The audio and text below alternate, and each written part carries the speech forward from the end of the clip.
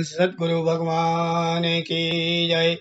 बोल श्री गणपति महाराज की जय। बोल श्री गौरी शंकर भगवान की जय। बोल सचिया जोता वाली माता आपकी सदा ही जय। बोल सांचे दरबार की जय। बोल श्री लक्ष्मी नारायण भगवान की जय। शांतकारं भुजगशयनं पद्मनाभं सुरेशं विश्वधारं गगनसदृशं मेघवर्णं शुभांगं लक्ष्मीकान्तं कमलनयनं योगिविधर्यानगमयं वन्दे विष्णुं भवभयहरं सर्वलोकैकनाथम् अच्युतं केशवं श्रीराम नारायणं कृष्णदामोदरं वासुदेवं हरिं श्रीधरं माधवं गोपिकावल्लभं जानकीनायकं रामचन्द्रं भजे। बोल श्री जुगल जोड़ी सरकार की जय। बोल श्री राधा कृष्ण भगवान की जय।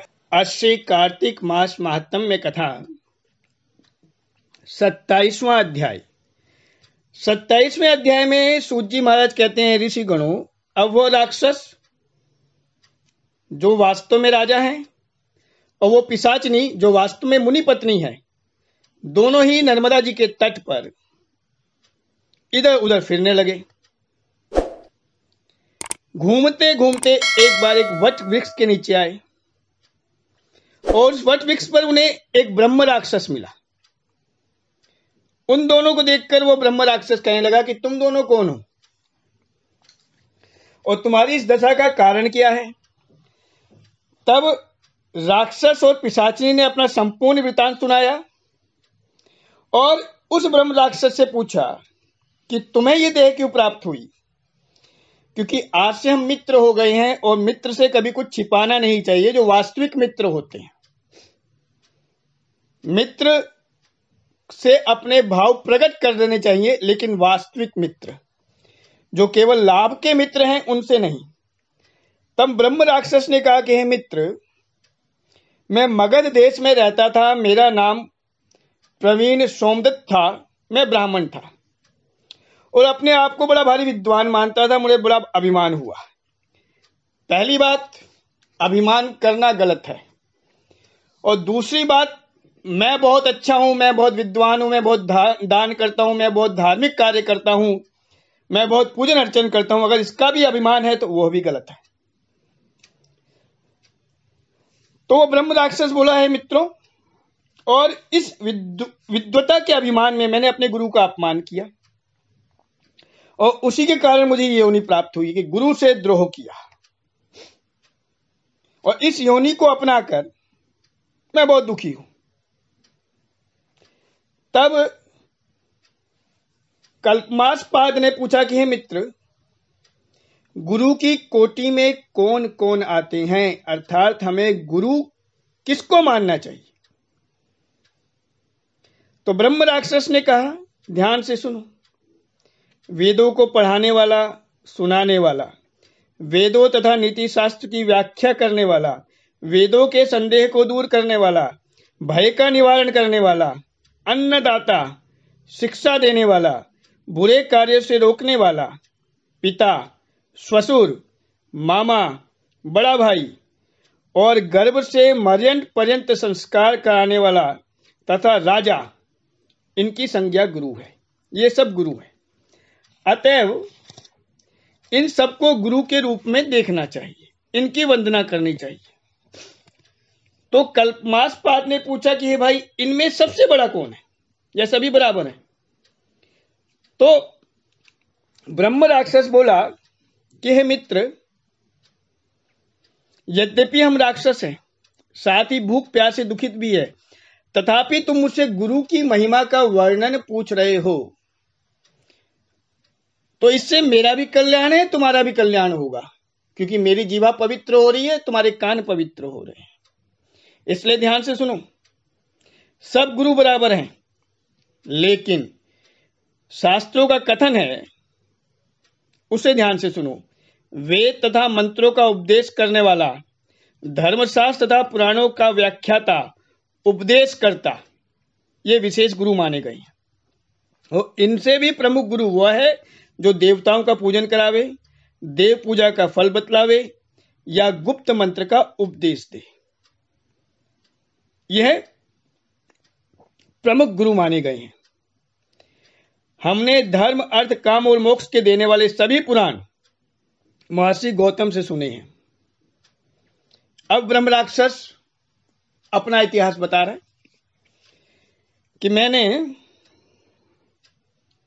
महर्षि गौतम से सारे पुराणों का अध्ययन किया और एक समय में महादेव का पूजन कर रहा था। उसी समय महर्षि गौतम वहां आ गए और मैंने अभिमानवश खड़े होकर अपने गुरु को प्रणाम नहीं किया। मेरे गुरु ने तो इसको अपमान नहीं माना, लेकिन महादेव गुरु के इस अपमान से क्रोधित हो गए और उन्होंने मुझे श्राप दिया कि मैं ब्रह्म राक्षस बन जाऊं। सूत जी कहते हैं, ऋषियों, इस प्रकार गुरु महिमा का वर्णन करने तथा सुनने से उन तीनों के पाप नष्ट हो गए। ठीक उसी समय उन्होंने कुछ दूर पर गर्ग मुनि को आते हुए देखा तो पिशाचनी और दोनों राक्षस उन्हें खाने के लिए भागे, लेकिन गर्ग मुनि के तेज और प्रभाव के कारण उनके समीप नहीं पहुंच पाए। तो दूर से ही पिशाचनी ने कहा कि हे महात्मन, आपको बारंबार नमस्कार है, हम आपको स्पर्श भी नहीं कर सकते, आप सुरक्षित हैं। लेकिन सज्जनों का दर्शन होना बहुत पुण्य का कारक बनता है। आप हमें इस देह से छुटकारा दिलाइए। तो गर्ग मुनि ने तुलसी जी युक्त जल से उनका अभिषेक किया। उन तीनों के ऊपर वो जल छिड़का। उस जल के स्पर्श होते ही वो दोनों राक्षस योनि से मुक्त हो गए, देव रूप हो गए और पिशाचनी भी अपनी देह से मुक्त हो गई और वह पुत्र युक्त ब्राह्मणी हुई और सोमदत्त विष्णु रूप अर्थात शंख चक्र गदा पद्मधारी होकर गर्ग मुनि की स्तुति करने के बाद विष्णु लोक को चले गए। पिशाचनी का कल्याण हुआ, ब्रह्म राक्षस का कल्याण हुआ। अब राजा कल्पमासपाद अपने रूप को प्राप्त करके दोबारा से राजा मितशाह बन गए। अब सोच में पड़ गए कि मैं क्या करूं। उनको इस प्रकार शोक में निमग्न देखकर गुप्त रूप से मां सरस्वती बोली कि राजन, तुम किसी प्रकार की चिंता मत करो, राज्य भोगने के बाद अंत में तुम भी विष्णु लोक को प्राप्त करोगे। इन वचनों को सुनकर राजा कल्पमासपाद अत्यंत हर्षित हुए।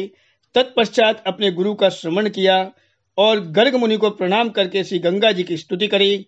फिर विष्णु जी का स्मरण करते हुए काशी जी को चले गए।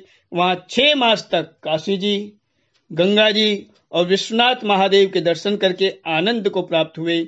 इसके बाद प्रसन्नता पूर्वक वो अपने राज्य में आए। तब उनके गुरु ने उनका अभिषेक किया।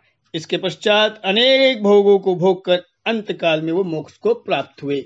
इस प्रकार दोनों राक्षस और पिशाचनी का कल्याण हुआ। सूत जी कहते हैं, ऋषिगणों, इसमें कोई आश्चर्य की बात नहीं है। भगवान का गुणगान करने तथा काशी जी का सेवन करने से मनुष्य को निश्चय ही मोक्ष की प्राप्ति हो जाती है।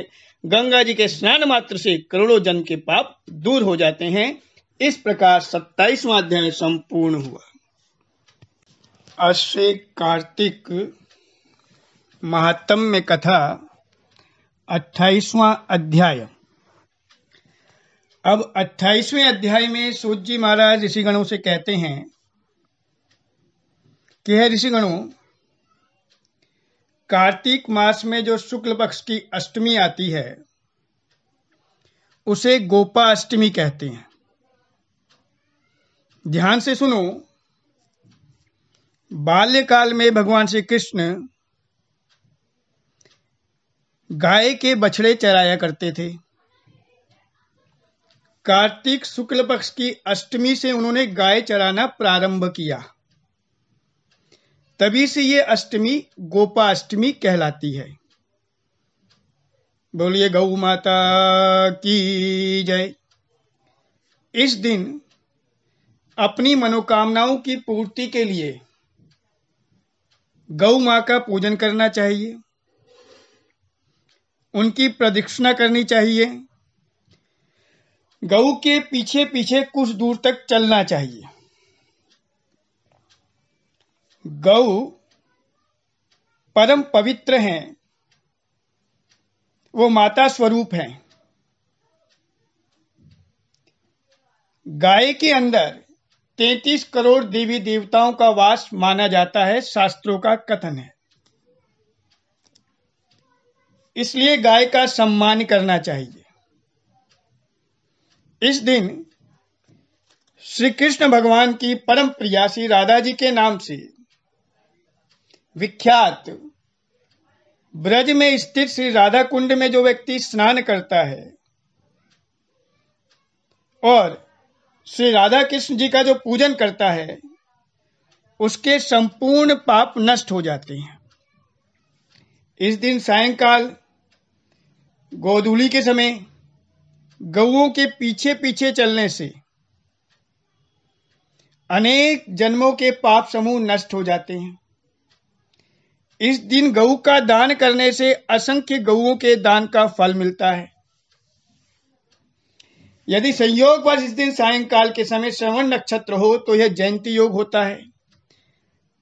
इससे इस दिन का महत्व और बढ़ जाता है। सारांश यह है कि कार्तिक शुक्ल पक्ष की अष्टमी को गोपाष्टमी कहा जाता है और इस दिन गऊओं का पूजन, उनकी सेवा, उनको चारा खिलाना, उनको पानी पिलाना, उनके पीछे पीछे चलना विशेष पुण्य को देता है। प्रत्येक व्यक्ति को सामर्थ्य अनुसार ये अवश्यमेव करना चाहिए। इस प्रकार 28वां अध्याय संपूर्ण हुआ। बोले श्री लक्ष्मी नारायण भगवान की जय। हरि ओम। श्री आह्वानं न जानामि विसर्जनं पूजां च न जानामि सम्यतां परमेश्वर।